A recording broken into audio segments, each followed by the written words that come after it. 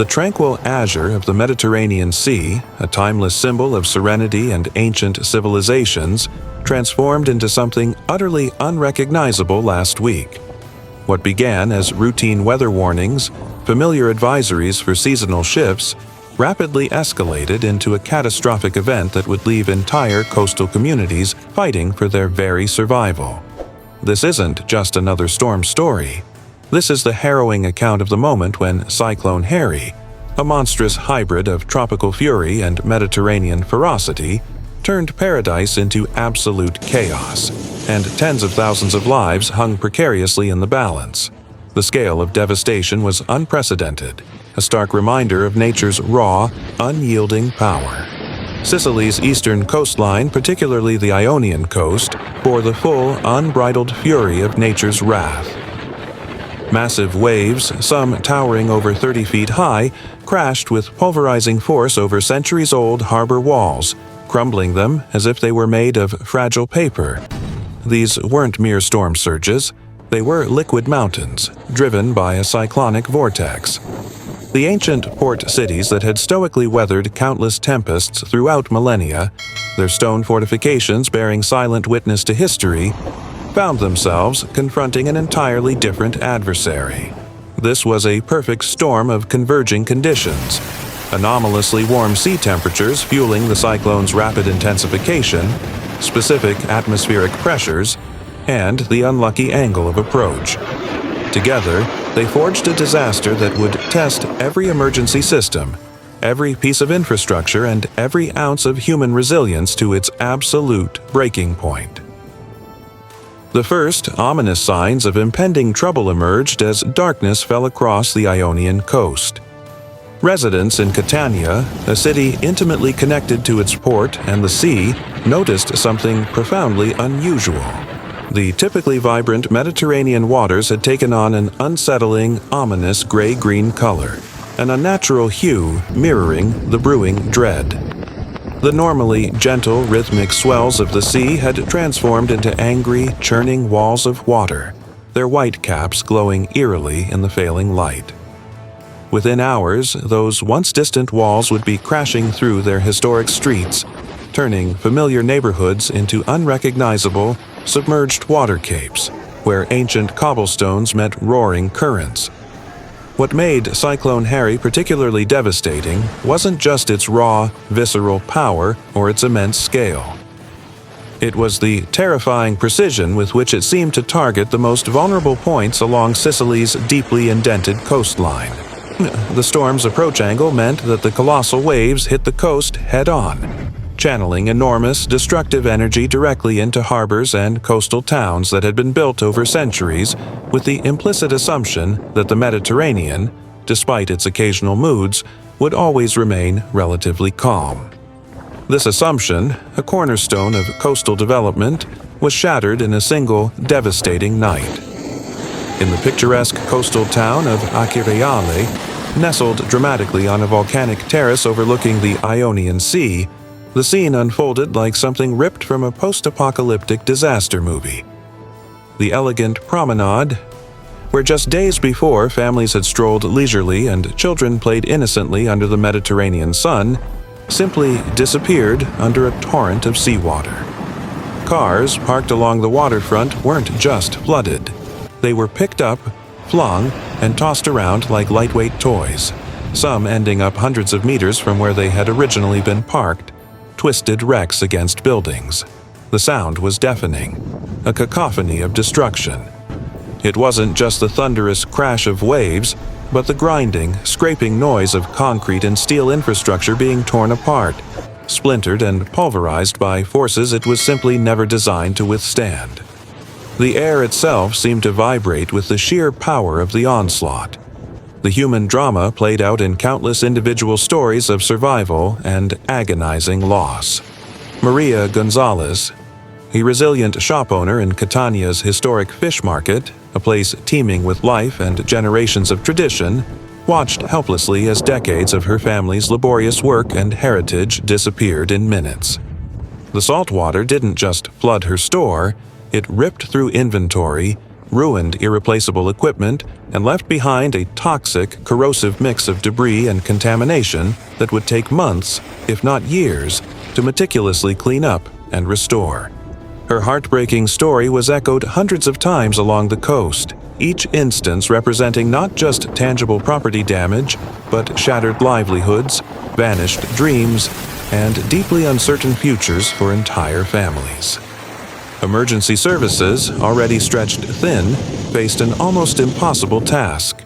How do you respond effectively to dozens of simultaneous, life-threatening emergencies when the very roads and arteries you need to use are submerged under raging torrents, impassable and deadly?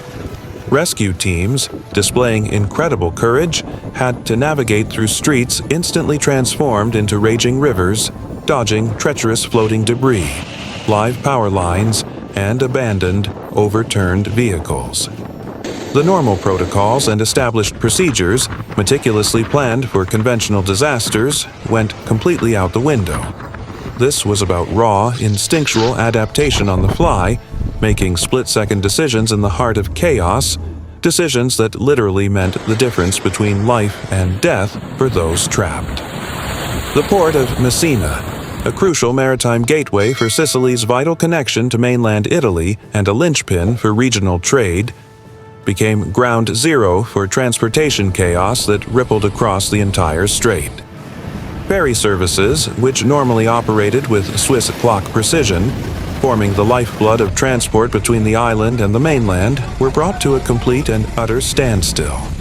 The massive vessels that routinely braved the notoriously strong currents of the Strait of Messina without issue found themselves unable to dock safely, leaving thousands of passengers stranded for days, their journeys abruptly halted. But the impact went far beyond individual inconvenience. Supply chains, the intricate web that keeps the island functioning, from food to medical supplies, ground to a halt, creating immediate secondary crises as essential goods became critically scarce, threatening to destabilize an already fragile economy. The economic shockwave was immediate and severe, but the storm's destructive reach extended far beyond Sicily's shores. Across the narrow strait in Calabria, communities that had mistakenly believed they were safe from the worst of Cyclone Harry's wrath quickly discovered that the storm had other, more insidious plans. Torrential, ceaseless rains, driven inland by the cyclonic system, turned ancient hillsides into treacherous, fast-moving mudslides, threatening villages that had stood for centuries, their foundations suddenly vulnerable. The A2 motorway, southern Italy's primary arterial route, critical for connecting the toe of Italy to the rest of the peninsula, became impassable in multiple locations as surging water, rockfalls, and debris created deadly, impassable obstacles, severing crucial links. The engineering failures exposed by the relentless storm told a stark story of infrastructure pushed far beyond its designed limits. Seawalls, ostensibly designed for once-in-a-century events, crumbled and disintegrated under forces that exceeded all historical calculations and engineering models. Drainage systems, which had functioned adequately for decades, handling seasonal rains without issue, were overwhelmed within minutes, turning streets into raging canals. The storm didn't just passively reveal these underlying weaknesses, it exploited them ruthlessly and methodically, turning what were considered minor vulnerabilities into full-blown catastrophic disasters, exposing decades of underinvestment and insufficient climate proofing. Local authorities faced immediate, sharp criticism for their perceived lack of preparedness. But the truth, as always, was far more complex and nuanced. How does any municipality, any region, adequately prepare for something that fundamentally exceeds all historical precedent, all statistical models?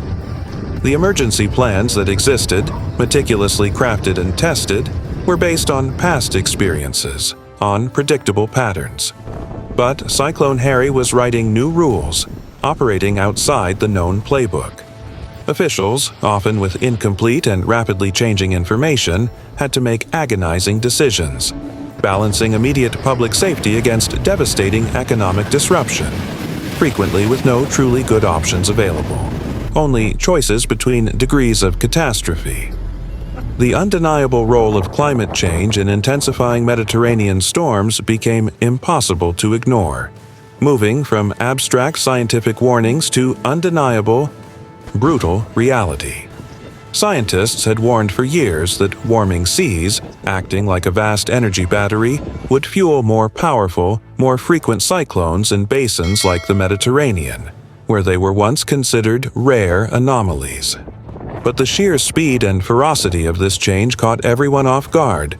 What were once considered extreme, worst-case scenarios, relegated to theoretical models, were now playing out in terrifying real time, forcing a fundamental and urgent reassessment of what coastal communities across the entire Mediterranean basin could realistically expect in their future.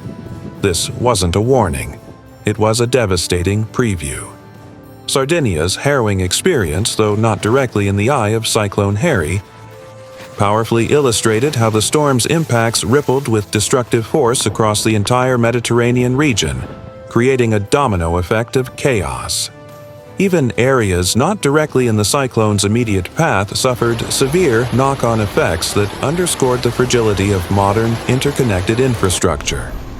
Power grids failed catastrophically as transmission lines, already aging, simply could not withstand the sustained hurricane-force winds.